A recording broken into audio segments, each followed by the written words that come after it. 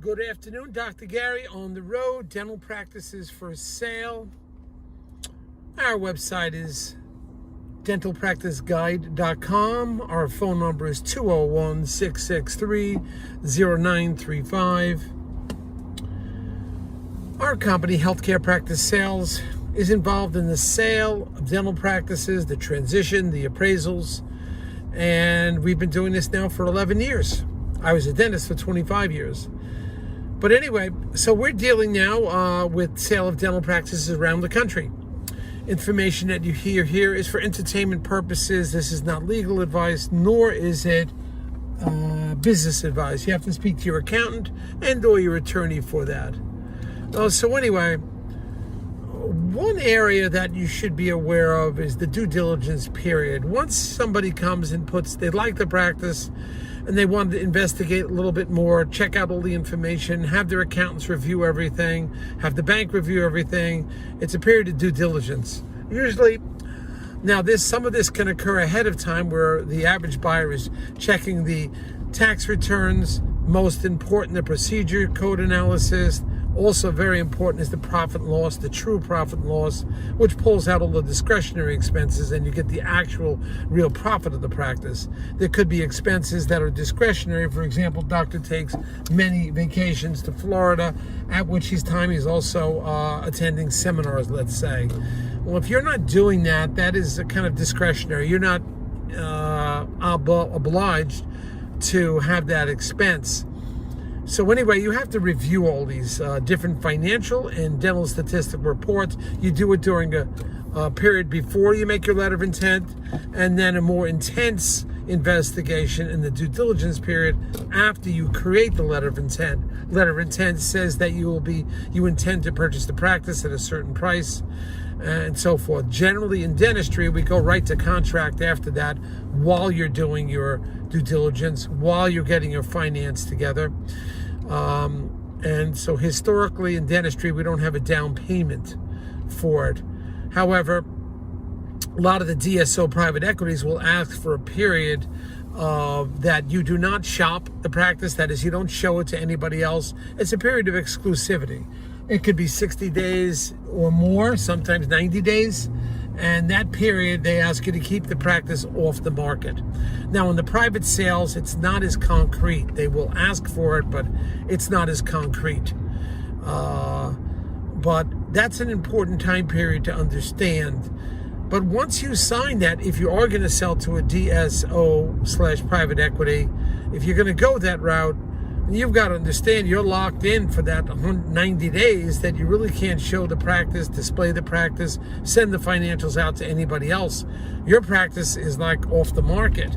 So that's something you really want to think about and talk to your attorney. How much free time do you want to give to that?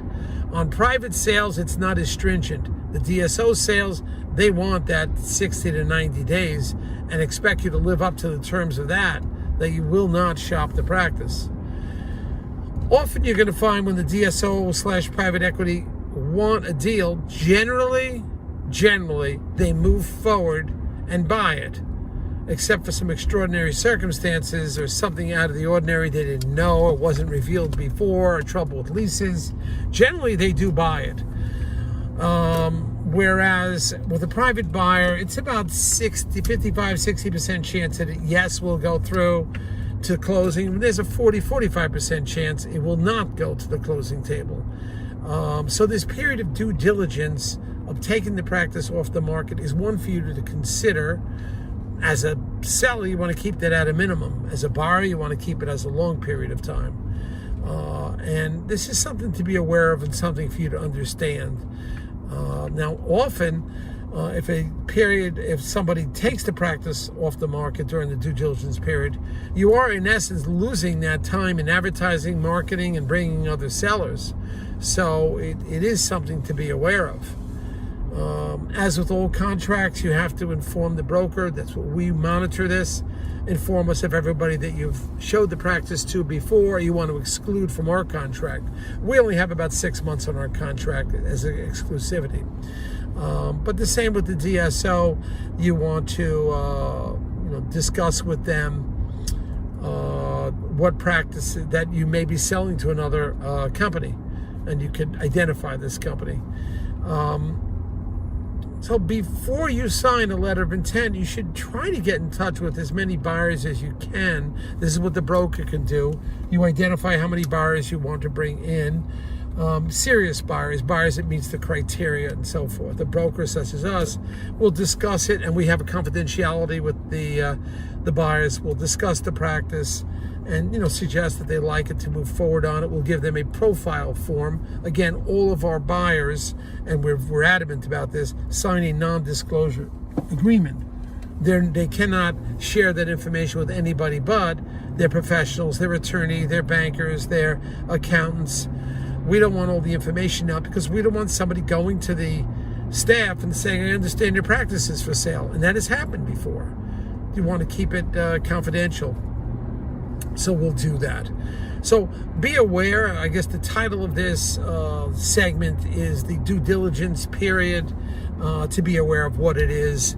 And your attorney can explain it more, but it is something that you have to respect when somebody requests it.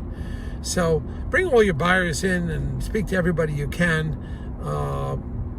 in the beginning, so you're not running around trying to secure more buyers after you've had a good buyer. And once you have a buyer that you're pretty interested in, and somebody else comes along in the interim, they can go in a second position, even if they say, I want to beat out the first buyer. When you have a solid buyer that's pre-approved from the bank and they're serious, and you get somebody else, don't start trying to outbid the first buyer. It's ridiculous, because it may not go through anyway. You lose the second buyer, you lose the first buyer. Stick with your first buyer and have a time period upon which they have to make a move into contract. But that second buyer, be clear with the buyer. The deal may fall apart, and tell the second buyer, and this the brokers, say, look, we will keep you well informed. You'll be the first person we call if the deal doesn't go through, and you'll move in. But we're not going to move you into the first position because there's somebody there already. That's what we do. We try to be ethical. I was a dentist for a long time. I know what it feels like. But in the end, you're making a wise move buying a dental practice. Your future is bright. You're going to do great. Silver's going to do great. Everybody's happy. And at the end of the day, we are very satisfied that we make two new friends, a buyer and a seller, and we've created a new business for the buyer to purchase in the future, and the seller is relaxing, getting a fair dollar amount for the practice he took a lifetime to build. All right, signing off, Dr. Gary on the road. We're looking good today.